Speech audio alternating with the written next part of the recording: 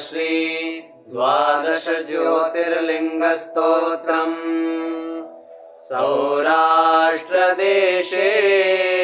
विशदेति रम्ये ज्योतिर्मयं चन्द्रकलावतंसम् भक्तिप्रदानाय कृपावतीर्णम् तं सोमनाथं शरणं प्रपद्ये तं सोमनाथं शरणं प्रपद्ये। श्रीशैलशृङ्गे विबुधादिसङ्गे श्रीशैलशृङ्गे विबुधादिसङ्गे तुलाद्रितुङ्गे मुदा वसन्तं तमर्जुनं मल्लिकपूर्वमेकम् नमामि संसारसमुद्रसेतुम् अवन्तिकायां विहितावतारम् मुक्तिप्रदानाय च सज्जनानाम् अकालमृत्योः परिरक्षणार्थम् वन्दे महाकालमहासुरेशम्। कावेरिका नर्मदयोः पवित्रे समागमे सज्जनतारणाय सदैव मान्धात्रिपुरे वसन्तम् ओङ्कारमीशं शिवमेकमीढे पूर्वोत्तरे प्रज्वलिकानिदाने सदा वसन्तं गिरिजासमेतं सुरासुराराधितपादपद्मं श्रीवैद्यनाथं तमहं नमामि। याम्ये सदङ्गे नगरेति रम्ये विभूषिताङ्गं विविधैश्च भोगैः सद्भक्तिमुक्तिप्रदमीशमेकम् श्रीनागनाथं शरणं प्रपद्ये। महाद्रिपार्श्वे च तटे रमन्तं सम्पूज्यमानं सततं मुनीन्द्रैः सुरासुरैर्यक्षमहोरगाद्यैः केदारमीशं शिवमेकमीडे। सह्याद्रिशीर्षे विमले वसन्तं गोदावरीतीरपवित्रदेशे यद्दर्शनात् पातकमाशुनाशं प्रयाति तं त्र्यम्बकमीशमीडे। सुताम्रपर्णीं जलराशियोगे निवाद्य सेतुं विशिखैरसङ्ख्यैः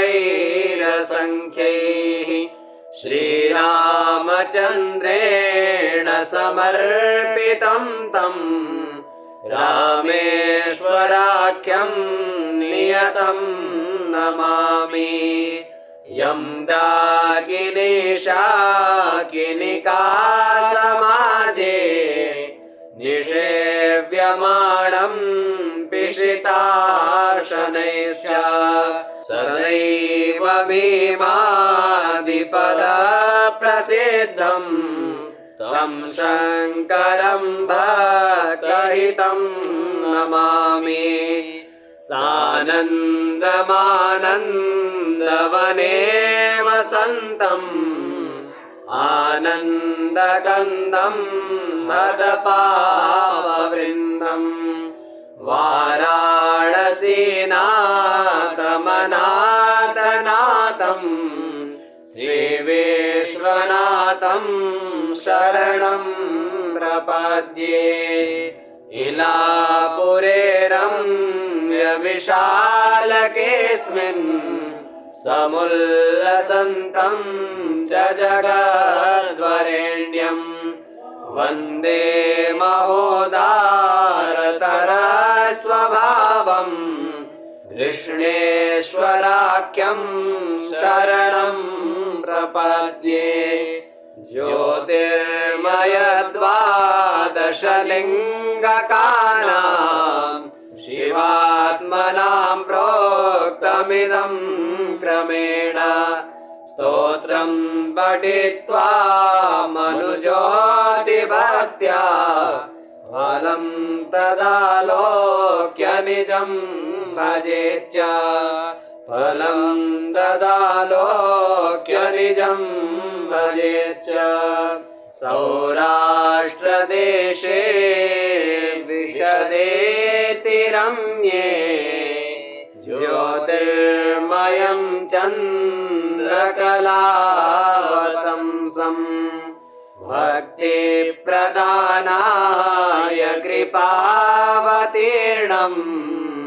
तं सोमनाथं शरणं प्रपद्ये तं सोमनाथं शरणं प्रपद्ये श्रीशैलशृङ्गे विबुधादिसङ्गे श्रीशैलशृङ्गे विबुधादिसङ्गे तुलाद्रितुङ्गे मुदा वसन्तम् तमर्जुनं मल्लिकपूर्वमेकम् नमामि संसारसमुद्रसेतुम् अवन्तिकायां विहितावतारम् मुक्तिप्रदानाय च सज्जनानाम् अकालमृत्योः परिरक्षणार्थम् वन्दे महाकालमहासुरेशम् कावेरिकानर्मदयोः पवित्रे समागमे सज्जनतारणाय सदैव मान्धात्रिपुरे वसन्तम् ओङ्कारमीशं शिवमेकमीडे पूर्वोत्तरे प्रज्वलिकानिदाने सदा वसन्तं गिरिजासमेतम्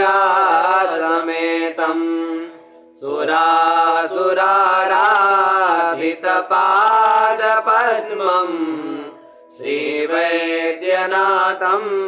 तमहं नमामि याम्ये सदङ्गे नगरेति रम्ये विभूषिताङ्गं विविधैश्च भोगैः सद्भक्तिमुक्तिप्रदमीशमेकम् श्रीनागनाथं शरणं प्रपद्ये महाद्रिपार्श्वे च तटे रमन्तं सम्पूज्यमानं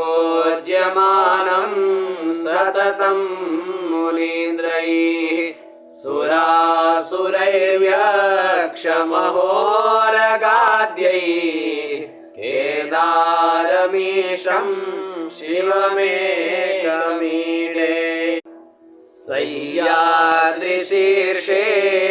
विमले वसन्तं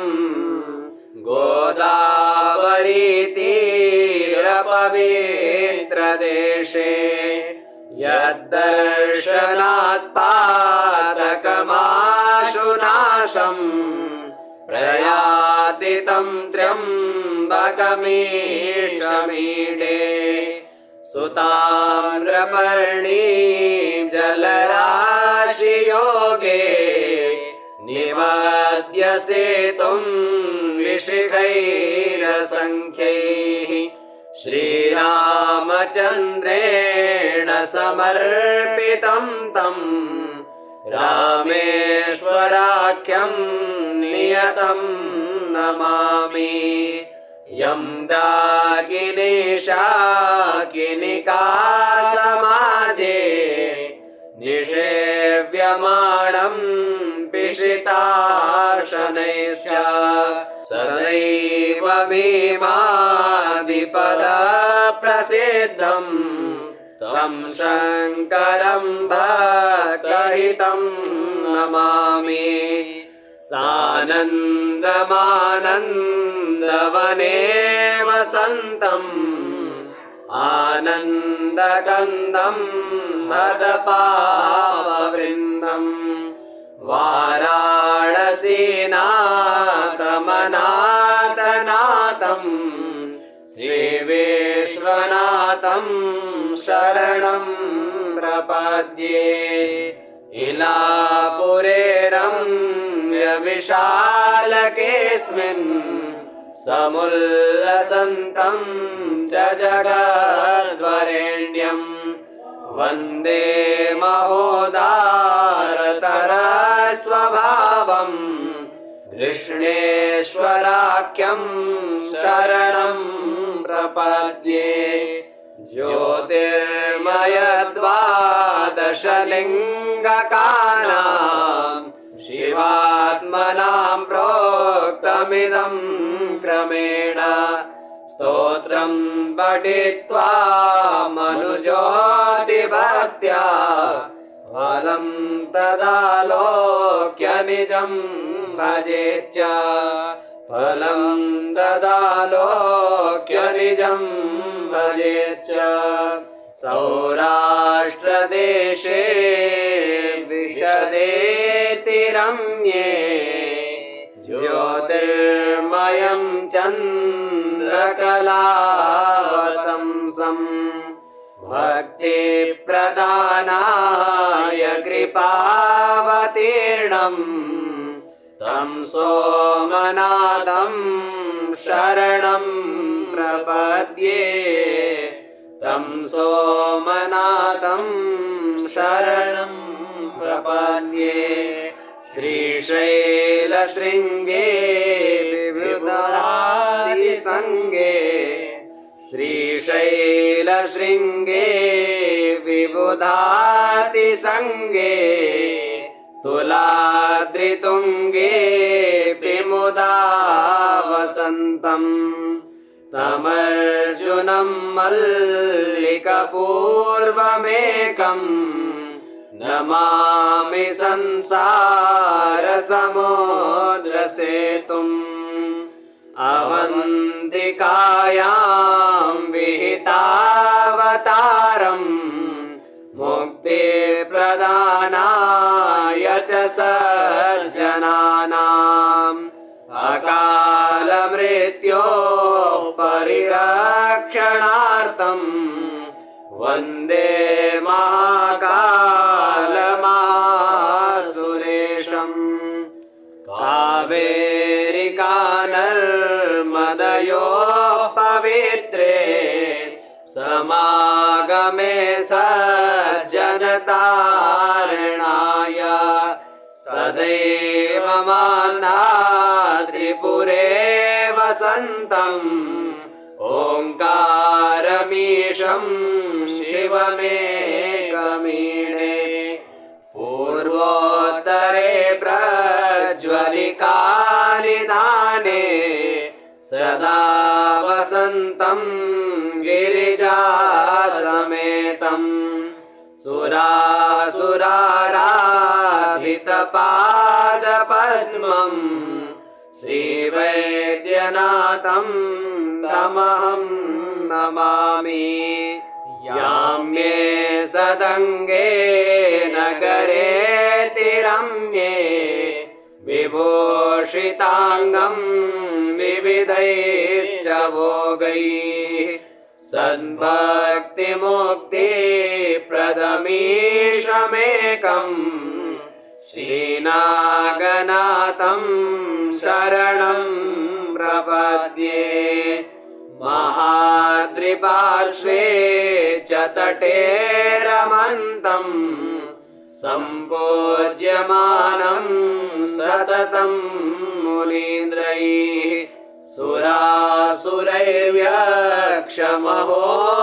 सुरासुरैर्यक्षमहोरगाद्यैः केदारमीशं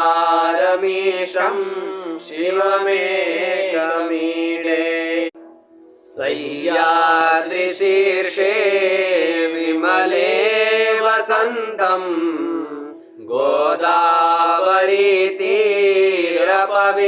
गोदावरीतीरपवित्रदेशे यद्दर्शनात् पातकमाशुनाशम् प्रयाति तं त्र्यम्बकमीशमीडे सुताम्रपर्णी जलराशियोगे निवाद्य सेतुं विशिखैरसङ्ख्यैः श्रीरामचन्द्रेण समर्पितं तं रामेश्वराख्यं नियतं नमामि यं दाकिनीशाकिनिका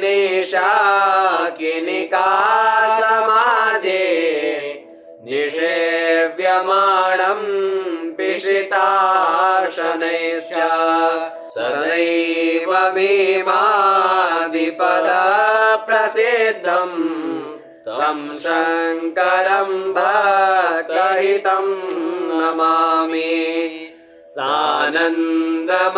सानन्दमानन्दवने वसन्तम् आनन्दकन्दं हतपाववृन्दं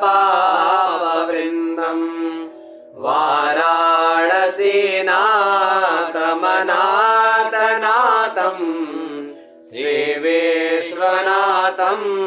शरणं प्रपद्ये इलापुरे रम्यविशालकेऽस्मिन् समुल्लसन्तं च जगद्वरेण्यं वन्दे महोदारतरस्वभावं कृष्णेश्वराख्यं शरणं प्रपद्ये ज्योतिर्मयद्वादशलिङ्गकानां शिवात्मनां प्रोक्तमिदं क्रमेण स्तोत्रं पठित्वा मनुज्योतिभक्त्या फलं तदालोक्य निजं भजेच्च फलं तदालोक्य निजं भजेच्च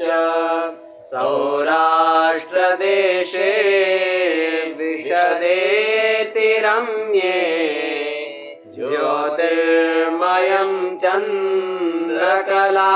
चन्द्रकलावतंसं भक्तिप्रदानाय कृपावतीर्णं तं सोमनाथं शरणं प्रपद्ये तं सोमनाथं शरणं प्रपद्ये श्रीशैलशृङ्गे विबुधादिसङ्गे श्रीशैलशृङ्गे विबुधादिसङ्गे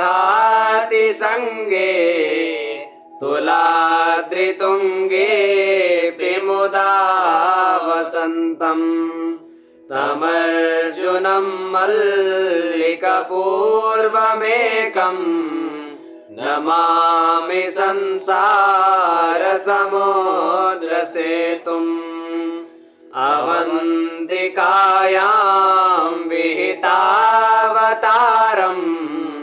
मुक्तिप्रदानाय च सज्जनानाम् अकालमृत्योः परिरक्षणार्थम् वन्दे महाकालमहासुरेशम् कावेरिका नर्मदयोः पवित्रे समागमे सज्जनतारणाय सदैव मान्धात्रिपुरे वसन्तम् ओङ्कारमीशं शिवमेकमीढे पूर्वोत्तरे प्रज्वलिकानिदाने सदा वसन्तं गिरिजासमेतं सुरासुराराधितपादपद्मं श्रीवैद्यनाथं तमहं नमामि। याम्ये सदङ्गे नगरेतिरम्ये विभूषिताङ्गं विविधैश्च भोगैः सद्भक्तिमुक्तिप्रदमीशमेकम् श्रीनागनाथं शरणं प्रपद्ये। महाद्रिपार्श्वे च तटे रमन्तं सम्पूज्यमानं सततं मुनीन्द्रैः सुरासुरैर्यक्षमहोरगाद्यैः केदारमीशं शिवमेकमीडे। सह्याद्रिशीर्षे विमले वसन्तं गोदावरीतीरपवित्रदेशे यद्दर्शनात् पातकमाशुनाशं प्रयाति तं त्र्यम्बकमीशमीडे। सुताम्रपर्णीं जलराशियोगे निवाद्य सेतुं विशिखैरसङ्ख्यैः श्रीरामचन्द्रेण समर्पितं तं रामेश्वराख्यं नियतं नमामि। यं दाकिनीशाकिनिका समाजे निषेव्यमाणं पिशितार्शनैश्च सदैव भीमादिपदप्रसिद्धं तं शङ्करं भक्तहितं नमामि। सानन्दमानन्दवने वसन्तम् आनन्दकन्दं हदपाववृन्दम्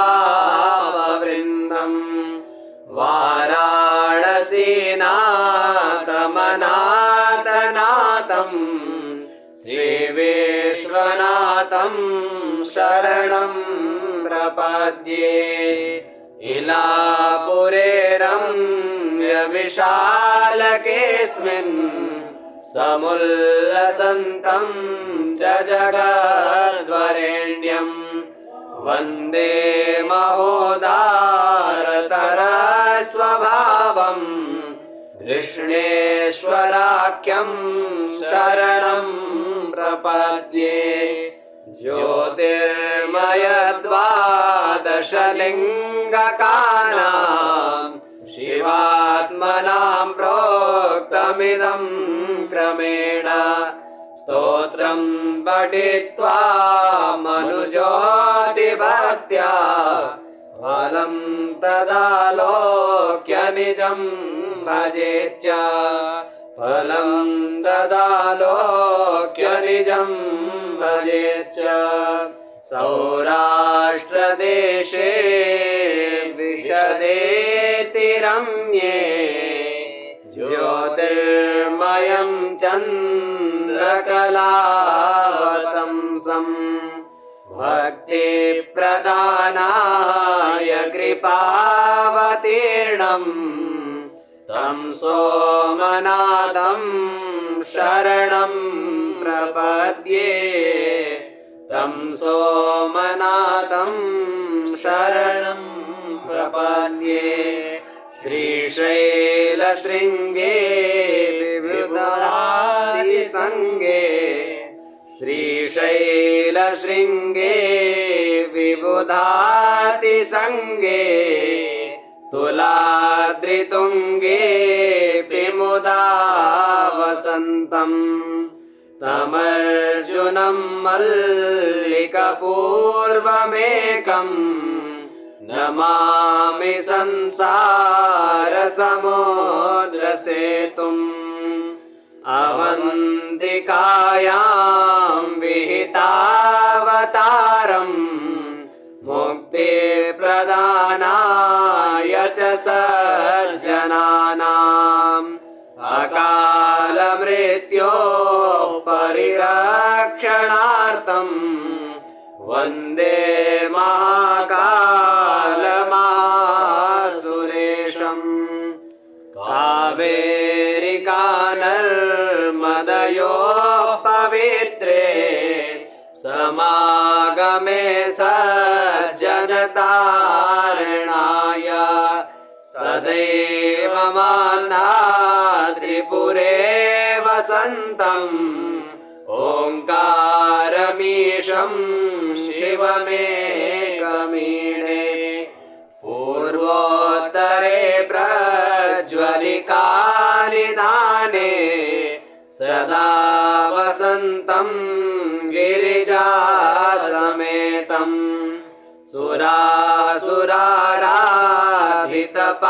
सुरासुराराधितपादपद्मम् श्रीवैद्यनाथं तमहं नमामि याम्ये सदङ्गे नगरे तिरम्ये विभूषिताङ्गं विविधैश्च भोगैः सद्भक्तिमुक्तिप्रदमीशमेकम् श्रीनागनाथं शरणं प्रपद्ये महाद्रिपार्श्वे च तटे रमन्तम् सम्पूज्यमानं सततं मुनीन्द्रैः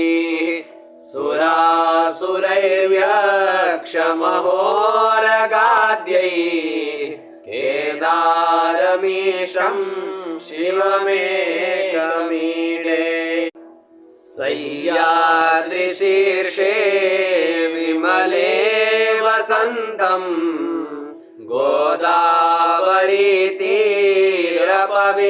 गोदावरीतीरपवित्रदेशे यद्दर्शनात् पातकमाशुनाशम् प्रयाति तं त्र्यम्बकमीशमीडे सुताम्रपर्णीं जलराशियोगे निवाद्य सेतुं विशिखैरसङ्ख्यैः श्रीरामचन्द्रेण समर्पितं तं रामेश्वराख्यं नियतं नमामि यं दाकिनीशाकिनिका समाजे निषेव्यमाणं पिशिताशनैश्च सदैव भीमादिपदप्रसिद्धं तं शङ्करं भक्तहितं नमामि सानन्दमानन्दवने वसन्तम् आनन्दकन्दं हतपापवृन्दम्